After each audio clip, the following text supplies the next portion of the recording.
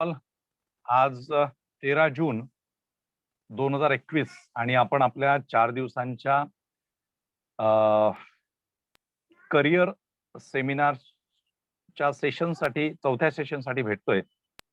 10 जूनला आपण UPSC civil services आणि MPSC स्टेट सर्व्हिसेस बद्दल संपूर्ण डिटेलमध्ये त्याचं स्ट्रक्चर बघितलं, त्याचा पॅटर्न बघितला आणि त्याच्याबद्दल डिस्कशन केलं. सर्व्हिसेस कुठल्या कुठल्या असतात. बरेचदा असं होतं की लोकांना इन जनरल अगदी सुशिक्षित लोकांना सुद्धा फक्त ज्या 2-3 सर्व्हिसेस असतात, ओके, IAS, IPS, IRS वगैरे याच्याबद्दलच इन्फॉर्मेशन असते. परंतु ओव्हरऑल ज्या 24 सर्व्हिसेस आहेत त्याची ऑलमोस्ट इन्फॉर्मेशन देण्याचा मी तुम्हाला प्रयत्न केला. आय होप की तुम्हाला तो समजलेला असेल.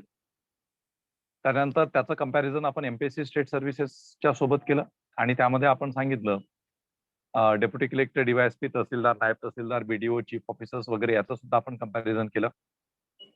आणि मी तुम्हाला हे सांगण्याचा प्रयत्न केला, जर तुम्ही एका प्रॉपर एजमध्ये असाल आणि तुम्हाला जर म्हणजे तुम्हाला जर स्पर्धा परीक्षांचीच तयारी करायची असेल, तर स्पर्धा परीक्षांची तयारी करत असताना शक्यतोवर तुम्ही जर पोटेन्शियल कॅन्डिडेट असाल, जर तुम्ही डिटरमाइन असाल, ध्येयवादी असाल, महत्वाकांक्षी असाल आणि एफर्ट्स घ्यायला जर तुमची तयारी असेल, तर go for civil services examination. तुम्ही सिव्हिल सर्व्हिसेस एक्झामिनेशनची जर तयारी केली, तर अल्टिमेटली तुमचं MPSC स्टेट सर्व्हिसेस एक्झामिनेशन किंवा ज्या एका सर्व्हिस बद्दल म्हणजे पॅरामिलिटरी फोर्सेसच्या असिस्टंट कमांडंट बद्दल जे डिस्कशन केलं आपण परवाच्या दिवशी, ओके, तर त्याची सुद्धा एक्झामिनेशन पॅरामिलिटरी फोर्सेसच्या असिस्टंट कमांडंटची एक्झाम सुद्धा तुम्ही क्वालिफाय करू शकता. तसंच काल जे मी तुम्हाला सांगितलं होतं की banking, insurance, EPFO, ESIC, staff selections याचं जे सिलेबस मी कंपॅरेटिव्हली सांगितलं तुम्हाला, म्हणजे GS1 आणि GS2 हे UPSC सिव्हिल सर्व्हिसेस किंवा MPSC स्टेट सर्व्हिसेसच्या पूर्व परीक्षेचे जे आपण डिस्कस केलं, ओके, त्यामध्ये GS1 मध्ये आपण हिस्ट्री, जिओग्राफी, कॉन्स्टिट्यूशन, इकॉनॉमी वगैरे डिस्कशन केलं. GS2 मध्ये आपण CSAT म्हणजे रिझनिंग, क्वांटिटेटिव्ह ऍप्टिट्यूड आणि डिसिजन मेकिंग, इंग्लिश कॉम्प्रिहेन्शन वगैरे हा डिस्कस केला. तर हे जर 2 घटक पकडले, या 2 पेपर्सचा जरी तुम्ही व्यवस्थित अभ्यास केला, तरी तुम्ही स्टाफ सिलेक्शन कमिशनच्या ऑलमोस्ट सगळ्या एक्झाम क्वालिफाय करू शकता. जर तुम्ही सेकंड पेपरवरती फोकस केलं आणि फर्स्ट पेपर मधल्या इकॉनॉमीचं आणि जनरल नॉलेज, करंट अफेअर्सचा जर थोडंसं अध्ययन केलं, तर तुम्ही बँकिंग, इन्शुरन्स सारख्या एक्झाम्स वगैरे क्वालिफाय होऊ शकता. म्हणजे ओव्हरऑल मी तुम्हाला काय सांगितलं लास्ट 3 डेज मध्ये, की जर आपण UPSCची जर चांगली तयारी केलेली असेल आणि UPSCची प्रिपरेशन ही केव्हा करायची, कोणत्या एजमध्ये सुरू करायची याच्याबद्दल पण आपलं बोलणं झालेलं आहे. जर तुम्ही आता 11वीत असाल, ओके, किंवा अगदी 8वी, 9वी, 10वी मध्ये असाल, तर तुम्ही न्यूजपेपरचं प्रॉपरली रिडिंग करणे, okay, national news, international news थोड्याशा बघणे, समजून घेण्याचा प्रयत्न करणे, विविध विषयांवरती थोडीशी पुस्तके जी तुम्हाला समजेल, जी अगदी डोक्यावरून जातील अशी पुस्तकं वाचू नका.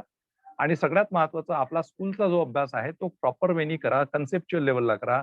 थोडंसं वाचन, मनन, चिंतन ही जी प्रक्रिया आहे, ओके, रीडिंग कॉम्प्रिहेन्शन तुमचं वाढवा, व्होकॅब्युलरी वाढवा. थोडंसं पर्सनॅलिटी जी असते आपली, तर त्या पर्सनॅलिटीला आपल्याला थोडंसं चेंज करावं लागेल. म्हणजे कधी-कधी होऊ शकतं की आपण फारच एक कॅज्युअल अप्रोच असतो आपला आयुष्याकडे बघण्याचा, किंवा फार आपण नॉन सिरियस असतो किंवा इनडिसिप्लिन असतो. म्हणजे राईट फ्रॉम द बिगिनिंग, म्हणजे अगदी सकाळी उठण्यापासून तर रात्री झोपेपर्यंत आपल्याला अनेक चुकीच्या सवयी ज्या असतात त्या लागलेल्या असतात. ठीक आहे.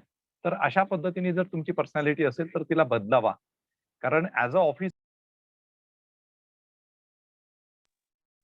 ओके, जर तुम्ही अधिकारी व्हायचं जर ठरवलेलं आहे, तर अधिकारी होण्यासाठीच्या ज्या काही रिक्वायरमेंट असतात, आणि I am not talking about those officers, म्हणजे those who qualify just written examination and get to administration. ठीक आहे. म्हणजे माझं मिशन, संबोधी करिअर अकॅडमीचं जे मिशन आहे, जे व्हिजन आहे, ते नुसताच फक्त आणि फक्त कुठले तरी अधिकारी घडवणं असं नाही आहे.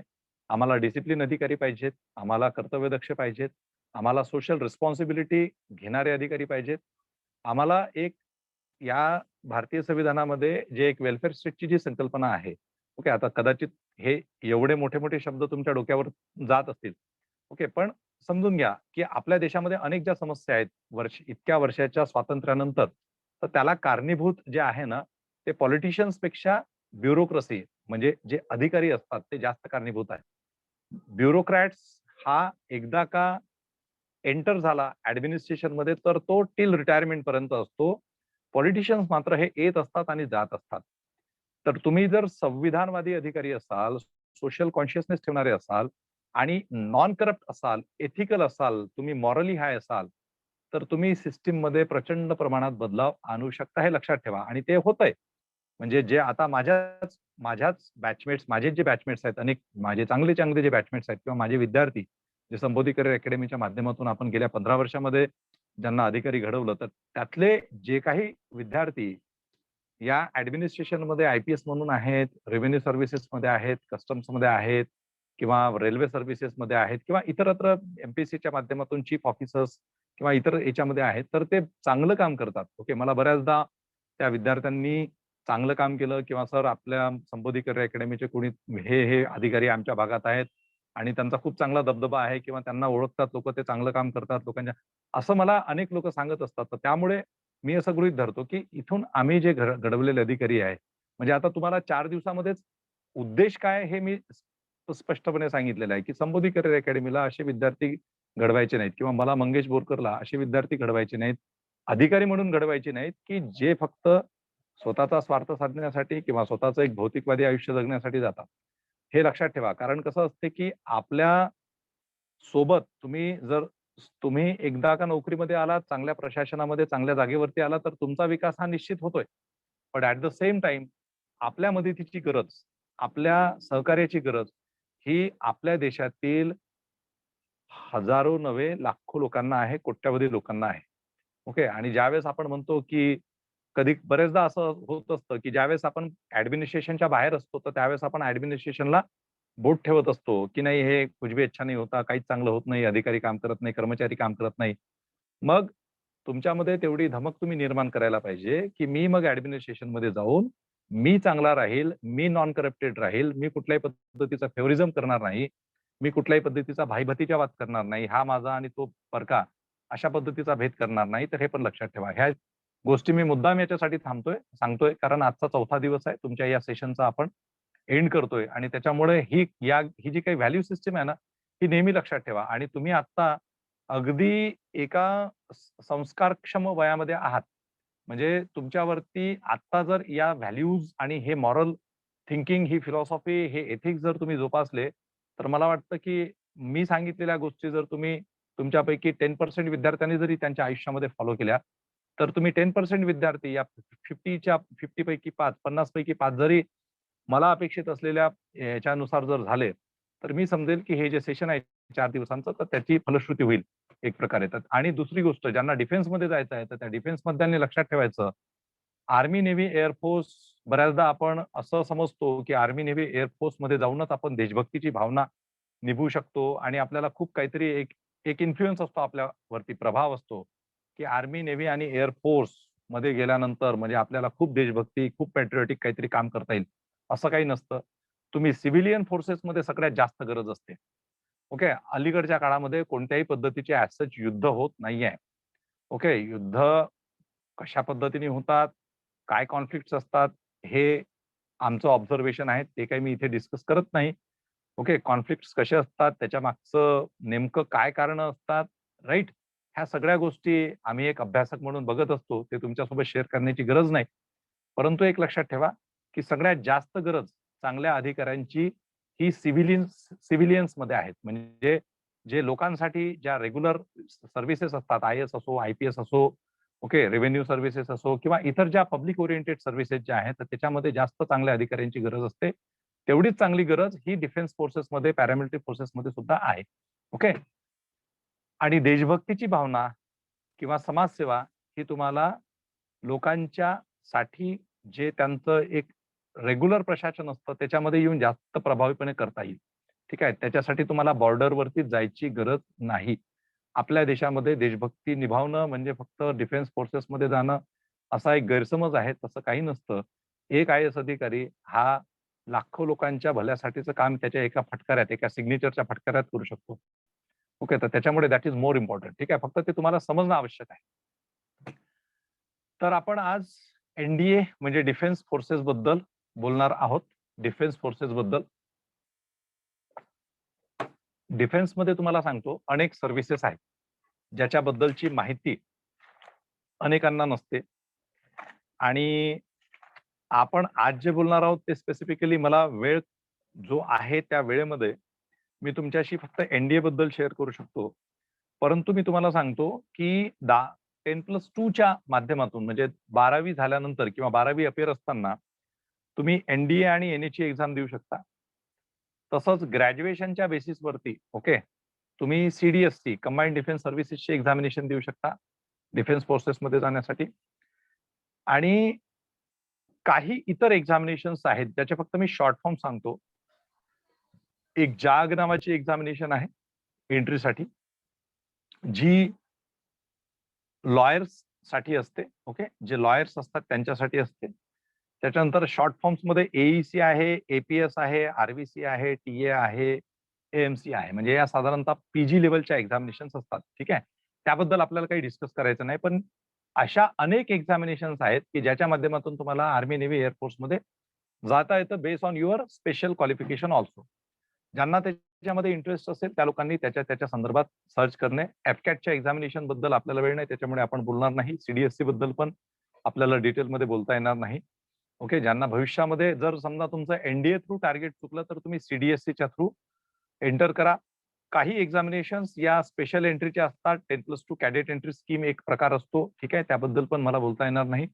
आणि काही लोकांना एनसीसी सी सर्टिफिकेटच्या आधारावरती सुद्धा एक डायरेक्ट एंट्री स्कीम असते.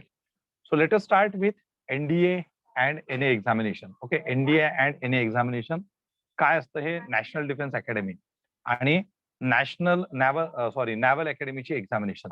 तर आपण थोडंसं आता डायरेक्टली आपला व्हाईट बोर्डचा यूज करू म्हणजे फटाफट मला तुम्हाला या गोष्टी समजावून सांगता येतील. आपण ज्यावेळेस पॅरामिलिटरी फोर्सेस बद्दल बोललो होतो तर पॅरामिलिटरी फोर्सेस मध्ये आपण CRPF, CISF, BSF, SSB okay आणि आयटीबीपी याच्याबद्दलचं डिस्कशन केलेलं होतं. आणि हे जे होते ते पॅरामिलिटरी होते. हे ना सिव्हिलियन असतात आणि ना डिफेन्स असतात. ओके, हे ना सिव्हिलियन्स असतात ना डिफेन्स असतात. सॉरी, पॅरामिलिटरी जे असतं ते सिव्हिलियनचा भाग नसतो आणि डिफेन्स सर्व्हिसेसचा पण भाग नसतो. आता डिफेन्स सर्व्हिसेस जर आपण म्हटलं तर डिफेन्स मध्ये आपल्याला जे 10+2 म्हणजे 12वी ओके ऑर इक्विव्हॅलंट बोर्डद्वारा जी एक्झाम होते त्याच्या थ्रू जर तुम्हाला आर्मीमध्ये, नेव्हीमध्ये आणि एअरफोर्स मध्ये जर जायचं असेल ओके तर ही कंबाईन एक्झामिनेशन आहे आर्मी, नेव्ही, एअरफोर्स मध्ये जायसाठी आणि याचं नाव आहे NDA and NA naval academy. ठीक आहे, नॅव्हल अकॅडमी. ठीक आहे, तर दरवर्षी ही एक्झामिनेशन होत असते. दरवर्षी ही एक्झामिनेशन होत असते. दोनदा या एक्झामिनेशन्स होतात. ठीक आहे, दोनदा या एक्झामिनेशन्स होतात. साधारणतः एनडीए अँड एनए 1 ही जी एक्झामिनेशन आहे तर याची प्रत्येक वर्षाला साधारणतः ऑक्टोबर, नोव्हेंबर मध्ये वगैरे ऍडव्हर्टिजमेंट निघते. आणि ही एक्झामिनेशन जी आहे तर ही पहिल्यांदा म्हणजे 1 म्हटल्यानंतर ही साधारणतः एप्रिल महिन्यामध्ये होत असते प्रत्येक वर्षाच्या. म्हणजे पहिली exam NDA and NA 1. Okay, NDA and NA 1 आणि सॉरी याची ऍड जी आहे एनडीए अँड एनए 1 ची ही साधारणतः डिसेंबर आधीच्या वर्षाच्या डिसेंबर मध्ये निघते आणि जे करंट इयर जे असतं त्याच्या जानेवारी पर्यंत असतं हे. ठीक आहे, आणि NA2 जे असते NA2 आता NA2 च्या ऍडव्हर्टिजमेंट आलेल्या आहेत. ठीक आहे, NA2 च्या ऍडव्हर्टिजमेंट आलेल्या आहे. सध्या सुरू आहे 9 जून ते 29 जून 2021. 20 दिवसांचा टाइम असतो अप्लाय करण्यासाठी. आणि आता या वर्षीची जी NA2 ची जी एक्झाम आहे एनडीए अँड NA2 ची जी एक्झाम आहे ठीक आहे ही आहे 5 सप्टेंबरला. पण आता हे लक्षात घ्या की ही जी डेट आहे ना ही depend on like corona situation कशी असेल तर त्यावरती ही असेल. ठीक आहे, तर या वर्षीच्या एक्झामिनेशन म्हणजे पहिली एनएची एक्झामिनेशन एनडीए एनएची एक्झामिनेशन 18 एप्रिलला झाली. आता ही जी आहे याची ऍडव्हर्टिजमेंट आलेली आहे. होपफुली 5 सप्टेंबरला एनडीए अँड NA2 ची एक्झामिनेशन होणार. युपीएससीच्या ज्या कुठल्या ऍडव्हर्टिजमेंट निघतात त्या ऍडव्हर्टिजमेंट चा जो कालावधी जो असतो म्हणजे ऍडव्हर्टिजमेंट निघाल्यानंतर जो फॉर्म भरायचा असतो तो फॉर्म भरण्यासाठी तुम्हाला ऑनलाईन जावं लागतं. युपीएससीची जी वेबसाईट आहे त्यावरती तुम्हाला फॉर्म भरावं लागतं. UPSC online.nic.in ओके यावरती तुम्ही जाऊन अप्लाय करू शकता. आणि ज्या समजा आता 5 सप्टेंबरला एक्झाम आहे NDA आणि NA2 ची, तर त्याच्या 3 आठवड्यापूर्वी तुम्हाला हॉल तिकीट जे असतात म्हणजे ऍडमिट कार्ड जे असतात ते UPSCच्या वेबसाईटवरतीच अवेलेबल होतात. तिथून त्या तुम्हाला डाउनलोड करावं लागतं. ठीक आहे. आता थोडंसं मी याच्यासोबत CDSCचं पण मी सांगतो, की CDSCचं पण एकच वाक्यात सांगतो, की CDSCची एक्झाम जी ग्रॅज्युएट झालेल्या विद्यार्थ्यांसाठी असते, ती पण दरवर्षी 2दा होत असते. ओके. CDSC ही सुद्धा 2दा असते. Combined defence services examination. ही OTA साठी म्हणजे ऑफिसर्स ट्रेनिंग अकॅडमी जे आहे चेन्नईचं, त्याच्यासाठी मेल आणि फिमेल दोघांनाही एंट्री आहे. ओके. मेल आणि फिमेल एंट्री आहे. ओके. NDAला नाही. NDAला फक्त अनमॅरिड मेल कॅन्डिडेटच अप्लाय करू शकतात, हे लक्षात ठेवायचं. CDSCची सुद्धा एक्झाम दरवर्षी ही त्याची जाहिरात डिसेंबर ते नोव्हेंबरमध्ये येत असते, ऑक्टोबर ते नोव्हेंबरमध्ये येत असते आणि फेब्रुवारीमध्ये पहिलं CDSC जे असतं, तर फर्स्ट याची एक्झाम होत असते आणि दुसऱ्यांदा ज्यावेळेस CDSCची एक्झामिनेशनची जाहिरात येते, तर ती ऑगस्टमध्ये येते आणि साधारणतः नोव्हेंबरमध्ये CDSCची एक्झाम होते. ठीक आहे. तर एवढंच फक्त CDSCच्या संदर्भात लक्षात ठेवा. ही ग्रॅज्युएट असलेल्या विद्यार्थ्यांसाठी ही एक्झामिनेशन आहे CDSCची कंबाइंड डिफेन्स सर्व्हिसेस एक्झामिनेशन. नाव आता NDAचंच आपण सर्व बघणार आहोत. आता एलिजिबिलिटी क्रायटेरिया जो आहे NDAचा, त्याच्यामध्ये नेमकं काय काय आहे तुम्हाला? तर एज्युकेशन जे आहे 12th आवश्यक आहे. तुम्ही 12th अपियर जरी असलात, ओके, 12th तुम्ही अपियर जरी असलात, तरी पण तुम्ही ही एक्झामिनेशन देऊ शकता. परंतु ज्यावेळेस आपण SSB ला जातो, सर्व्हिस सिलेक्शन बोर्डचा जो इंटरव्ह्यू असतो, ओके, तर त्यावेळेस तुमचा रिझल्ट तुमच्या हाती येणं आवश्यक असतं. ठीक आहे. सो 12th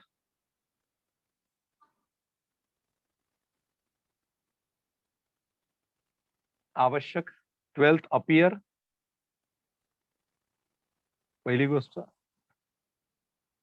किंवा 12th पास उत्तीर्ण.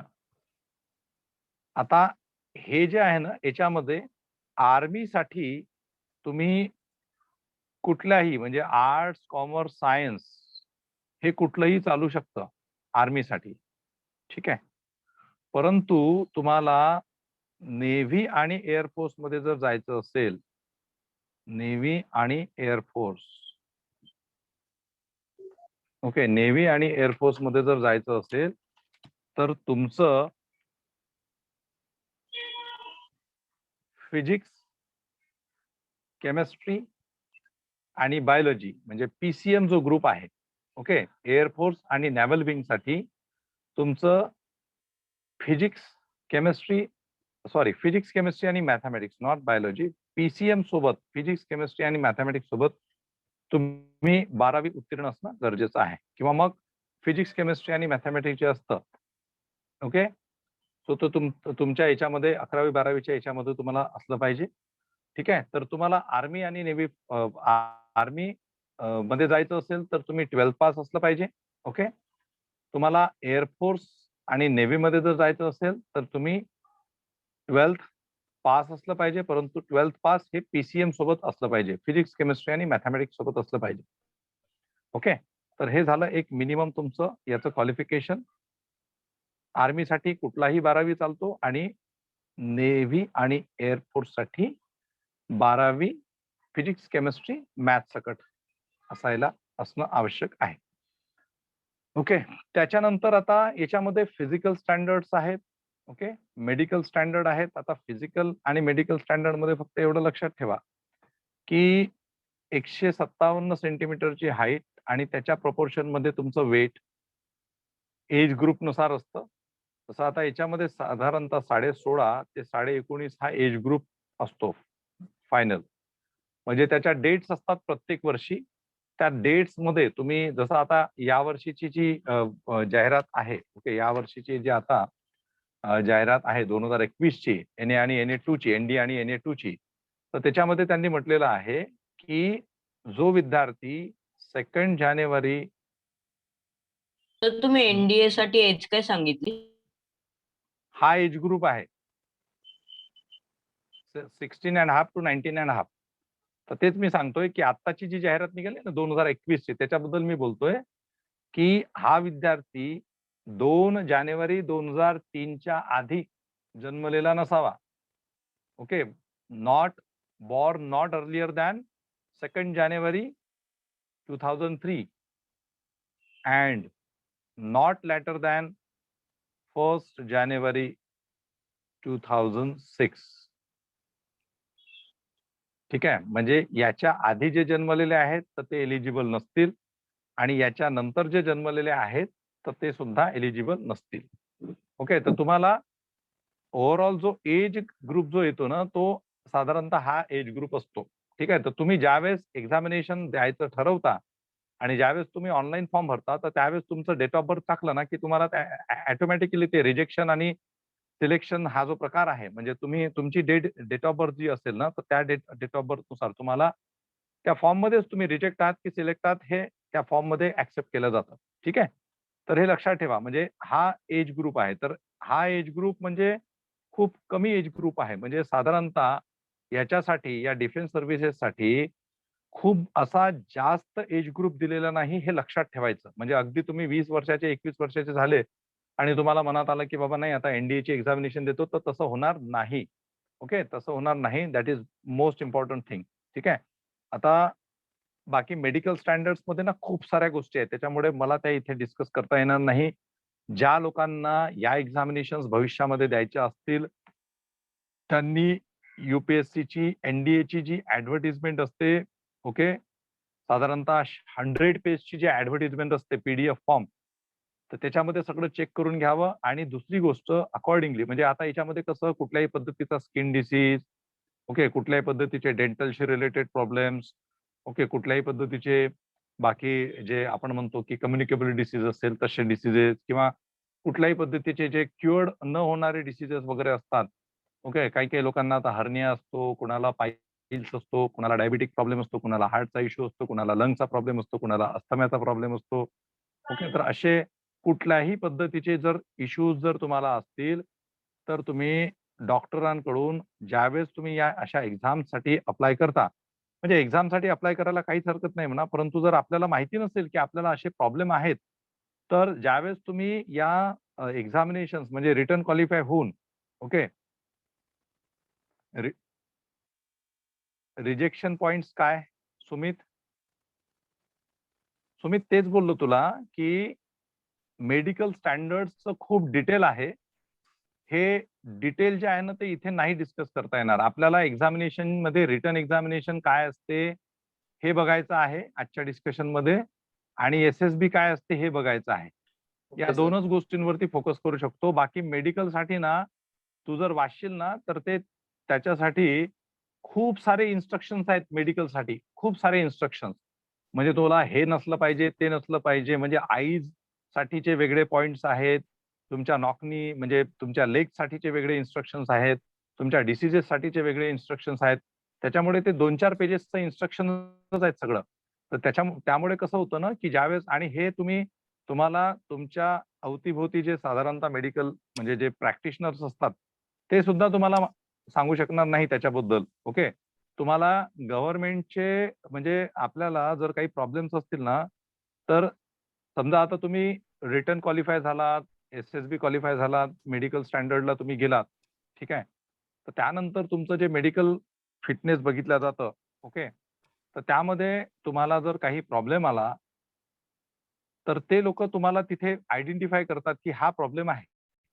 ओके. मग तो जर प्रॉब्लेम असेल आणि त्यांच्या स्टँडर्डमध्ये जर तुमचा प्रॉब्लेम ॲक्सेप्ट केला जात नसेल, म्हणजे तो रिजेक्ट तर तिथे तुम्ही रिजेक्ट होता.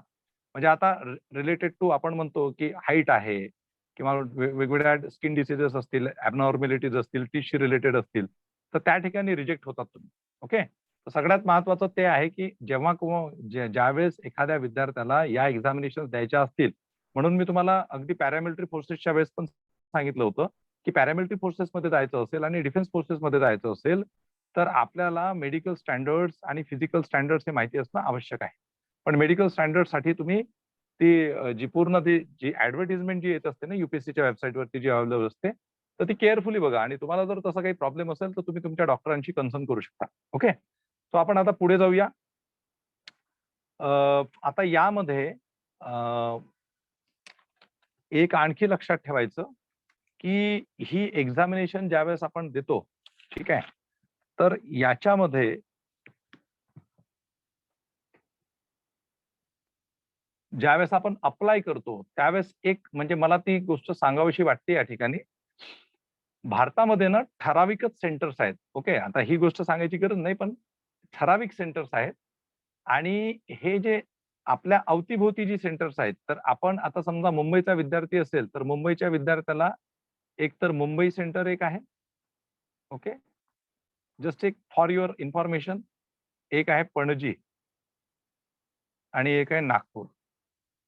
म्हणजे आता जो विद्यार्थी मुंबईला आहे तर त्याला हे मुंबई सेंटर जवळ आहे, म्हणजे मुंबईचाच रेफर करणार तो, बरोबर. पण मुंबईमध्ये जर कॅपॅसिटी फुल झालेली असेल, कारण युपीएससीने काय केलेलं आहे की एनडीएची एक्झाम हे हे हे जाणीवपूर्वक का सांगतो मी तुम्हाला, कारण हे तुमच्या लक्षात राहावं ज्यांना पुढे द्यायचे आहे. इमिजिएटली जशी ऍडव्हर्टिजमेंट इश्यू होते ना त्यावेळेसच तुम्ही इमिजिएटली फॉर्म भरणं अपेक्षित आहे.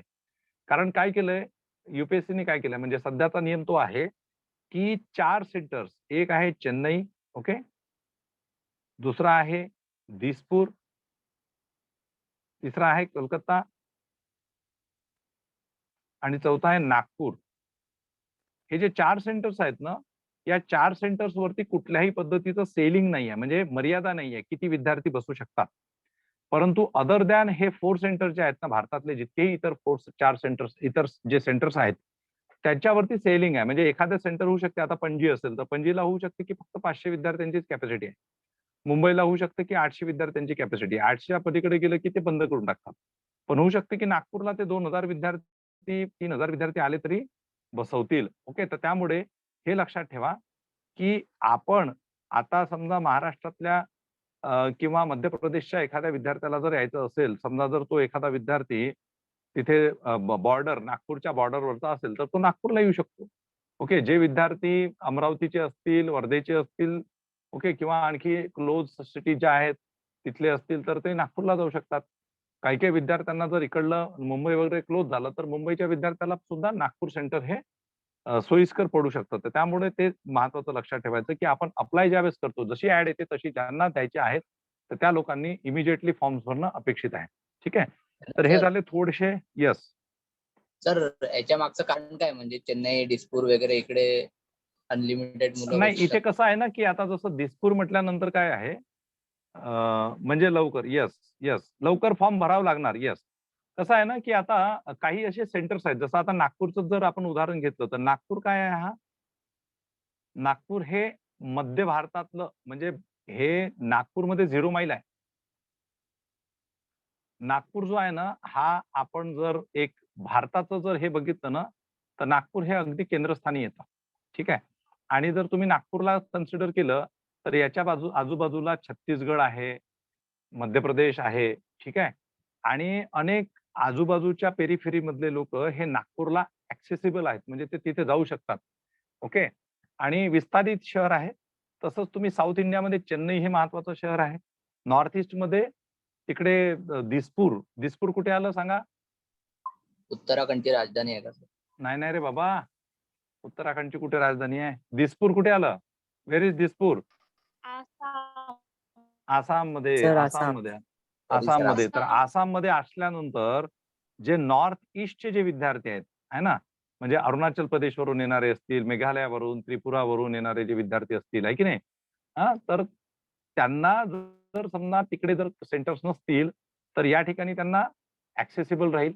ओके, तसंच कोलकात्यामध्ये कुठले कुठले येऊ शकतात, समजा जर बिहारमध्ये जर काही सेंटर फुल झाले असतील किंवा इकडे आणखी नियरेस्ट जे स्टेट्स आहेत, है ना, तर ते सुद्धा कोलकात्याला येऊ शकतात. तर त्यामुळे कसं आहे की काही सेंटर्स हे थोडंसं एक केंद्रस्थानी जे आहेत तर त्यांना कन्सिडर करण्यात आलेलं आहे. एनिवे, तो काही आपला डिस्कशनचा मुद्दा नाहीये.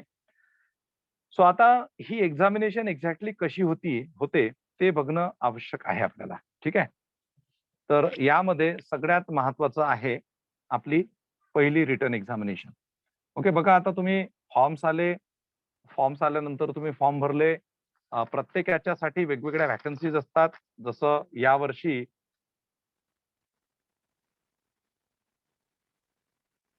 सीट्स फुल असले तर तुम्हाला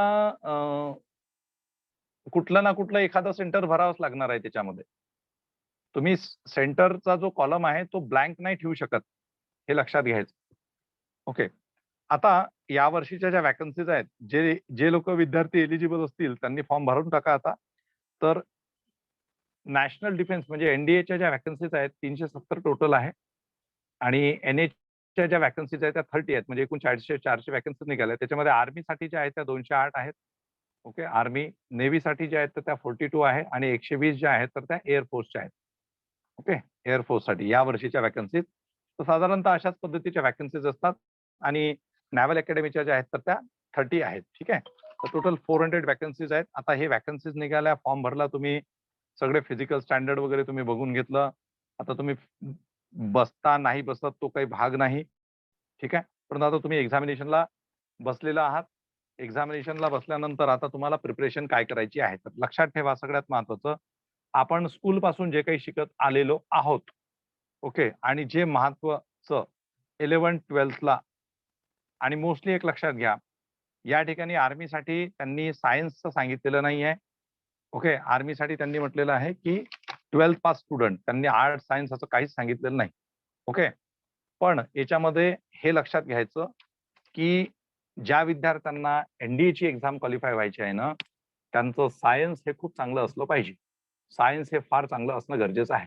आणि त्याच्यामुळे जे नेव्ही आणि एअरफोर्सला त्यांनी जी सायन्सची जी म्हणजे फिजिक्स, केमिस्ट्री, मॅथ्सची जी एक क्वालिफिकेशन दिलेली आहे, तर ती एक प्रकारे चांगली आहे. कारण त्याचा फायदा ज्यांचं सायन्स बॅकग्राऊंड आहे त्यांना क्वालिफाय होण्यामध्ये होऊ शकते. ओके. तर बेसिकली तुमचा जो सिलेबस आहे तो काही खूप वेगळा असतो एनडीएचा असं नाही. पण त्यामध्ये जो एक जो म्हणजे मॅथ्स आणि इंग्लिश वगळता जो दुसरा एक जीकेचा जो पॅटर्न आहे ना, तो बऱ्यापैकी वेगळा असतो. ठीक आहे. तर आता एक्झॅक्टली काय असतं ते बघा. तर ही जी एक्झामिनेशन आहे याच्यामध्ये आता तुम्हाला 2 पेपर्स असतील. ओके. एक आहे मॅथमॅटिक्स. ओके. मॅथमॅटिक्स. आणि जो दुसरा जो पेपर आहे, ओके,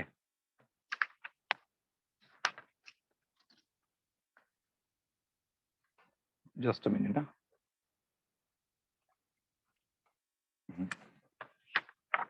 एक आहे मॅथमॅटिक्स.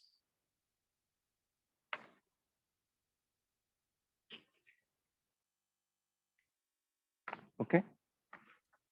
आता हा जो मॅथमॅटिक्सचा जो पेपर असतो याच्यामध्ये तुम्हाला 120 क्वेश्चन्स असतात,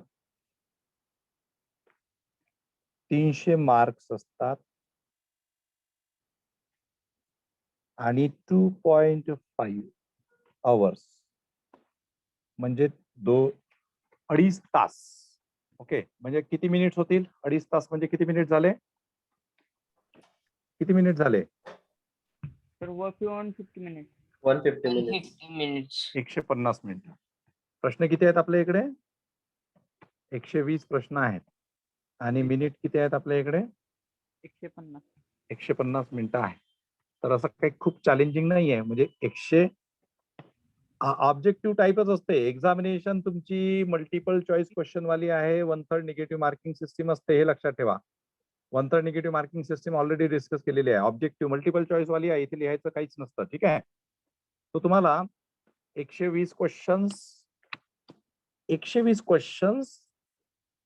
150 मिनिटामध्ये सॉल्व्ह करायचे आहेत. ओके. तर तुम्हाला साधारणतः 1 मिनिटापेक्षा जास्त वेळ आहे एका प्रश्नासाठी तुम्हाला 1 मिनिटापेक्षा जास्त टाइम मिळतो. ओके. म्हणजे सफिशियंट टाइम आहे असं लक्षात घ्या. परंतु पेपर आहे मॅथमॅटिक्सचा आणि मॅथमॅटिक्सचा पेपर असल्यामुळे त्यातला जो सिलेबस आहे ते तुमच्या आहे 11th-12th लेवलचं. पण तुमची अथॉरिटी किती आहे मॅथ्स वरती, त्यावरती तुमचा स्कोर हा डिपेंड राहणार आहे. ओके. आता याचा सिलेबस मी बघतो, पहिले आधी पॅटर्न सांगून देतो. मग दुसरा जो पेपर आहे ना, पेपर 2, तो आहे general ability test. General ability test GAT. याच्यामध्ये सुद्धा 150 क्वेश्चन्स, 600 मार्क्स आणि 2.5 तास. 2.5 तास म्हणजे तेच 150 मिनिट. म्हणजे आता इथे बघा, इथे 150 क्वेश्चन्स आहेत आणि 150 मिनिटं आहेत. म्हणजे एका प्रश्नासाठी आपल्याला 1 मिनिट मिळाला जनरल ॲबिलिटी टेस्टमध्ये. ठीक आहे. जनरल ॲबिलिटी टेस्टमध्ये आपल्याला एका प्रश्नासाठी 1 मिनिट मिळाला. मार्क्स किती आहेत? 600. इथे मार्क्स किती आहेत? 300. म्हणजे एक प्रश्न इथे या ठिकाणी एक प्रश्न किती मार्क्सचा आहे? 4 marks. 4 marks sir. अरे बाबा 120 क्वेश्चन्स आहेत आणि 300 मार्क्स आहेत, तर एक क्वेश्चन किती मार्क्सचा आहे? 4 मार्क्सचा होणार का तो?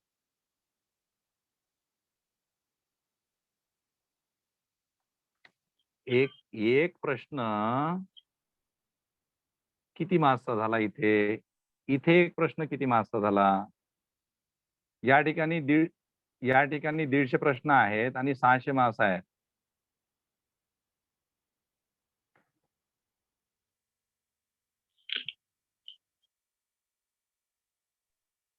इथे किती? 2.5. इथे 2.5 मार्क्सचा एक प्रश्न झाला आणि इथे किती? 4 मार्क्सचा झाला. बरोबर ना की चुकलं? इथे 120 प्रश्न आहेत आणि 300 मार्क्स आहे, म्हणजे एक प्रश्न कितीचा झाला? किती मार्क्सचा झाला? 2.5 मार्क्सचा ना? हॅलो, मॅथ शिकताय की नाही तुम्ही लोक? गणित शिकताना स्कूलमध्ये की गणित सब्जेक्ट वगळलेला आहे तुमच्या एज्युकेशन मधून? हा, की ऑनलाईन मध्ये सर्वच विसरले? हा हो सर. हा, ऑनलाईन मध्ये विसरले का रे सर्व मॅथ्स वगैरे साधे साधे कॅल्क्युलेशन? हा, नो ठीक आहे. एनिवे, हा, विसरले का? No sir. No no, okay, ठीक आहे, ठीक आहे, ठीक आहे, चला, ओके, चलो. तर हे, हा, ठीक आहे, विसरू नका बरं. हा, तुम्ही, हा, तुमच्या स्कूल्समध्ये शिकवत नसतील तर मला सांगा, मी घेतो तुमचे वेगळे, हा, नाही तुमचं सर, सेपरेट शिकवतो. कोचिंग घेतो मी वाटल्यास तर.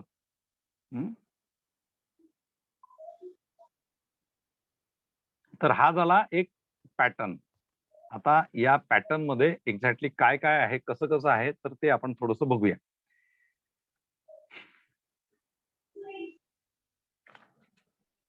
बघा आता याच्यामध्ये ना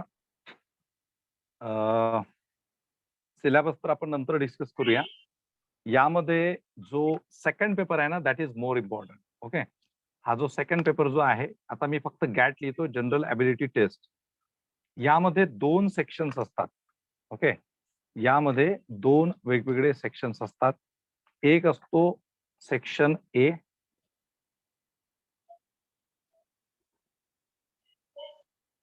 ओके, हा याच्यावरती 50 क्वेश्चन्स असतात आणि याच्यावरती असतात 200 मार्क्स. आणि हा असतो फक्त आणि फक्त इंग्लिशचा. ओके, फक्त आणि फक्त इंग्लिशचा. इंग्लिशमध्ये काय असतं तुमचं? कॉम्प्रिहेन्शन असतं. इंग्लिशमध्ये काय काय असतं? कॉम्प्रिहेन्शन म्हणजे काय? तुमचे पॅसेजेस. दुसरं काय असतं? व्होकॅब्युलरी. आणि तिसरं असतं ग्रामर अँड युसेज.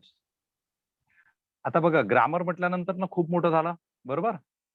हा, व्होकॅब्युलरी मी कालच सांगितली होती कशी जमा करायची, कशा पद्धतीने आपली व्होकॅब्युलरी वाढवायची. कॉम्प्रिहेन्शन मध्ये काय पॅसेजेस येणार, पॅसेजेसवरती आन्सर्स लिहायचे असतात समजा आपल्याला. ठीक आहे, त्यालाच आपण कॉम्प्रिहेन्शन म्हणतो.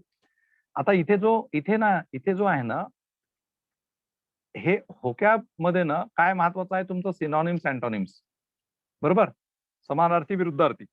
साधारणतः तुम्हाला स्टेटमेंट्स दिल्या जातील, त्या स्टेटमेंटमध्ये एखादा वर्ड टाकला जाईल, सांगतील की बाबा याचा विरुद्धार्थी शब्द म्हणजे अँटोनिम्स काढा. काही स्टेटमेंट दिल्या जातील, त्याच्यामध्ये एखादा वर्ड असेल, म्हणतील की खाली जे 4 ऑप्शन्स दिले त्याच्यापैकी याचा सिनॉनिम आयडेंटिफाय करा, म्हणजे समानार्थी शब्द.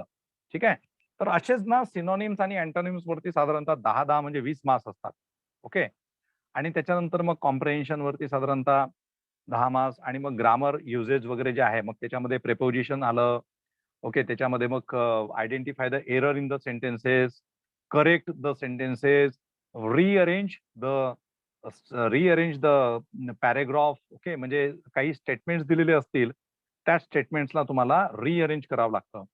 सो आपण जे काल नाही का इंग्लिशचं आपण सिलेबस मी तुमच्याशी डिस्कस केलेलं होतं, म्हणजे तुमचं जर स्कूल लेवलचं जर ग्रामर चांगलं असेल आणि त्याचा प्रॅक्टिकल म्हणजे त्याचा अप्लिकेशन पार्ट जर कळत असेल ना, सो हे जे 50 क्वेश्चन्स असतात दॅट आर नॉट डिफिकल्ट.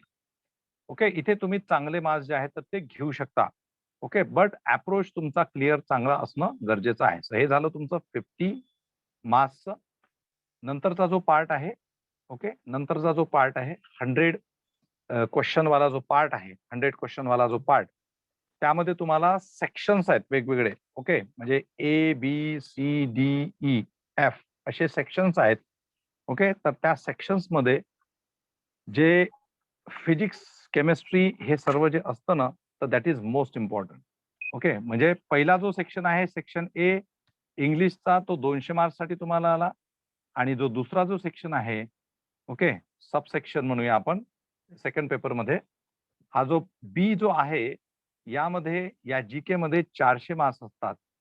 म्हणजे बघा पहिला पेपर जो आहे मॅथमॅटिक्सचा त्याला 300 मार्क्स आणि सेक्शन आणि जनरल ॲबिलिटी टेस्ट मध्ये जे दोन सेक्शन्स आहेत, सेक्शन ए त्याला 200 मार्क्स आणि सेक्शन बी त्याला 400 मार्क्स, म्हणजे 300 प्लस 600 म्हणजे टोटल 900 मार्क्स.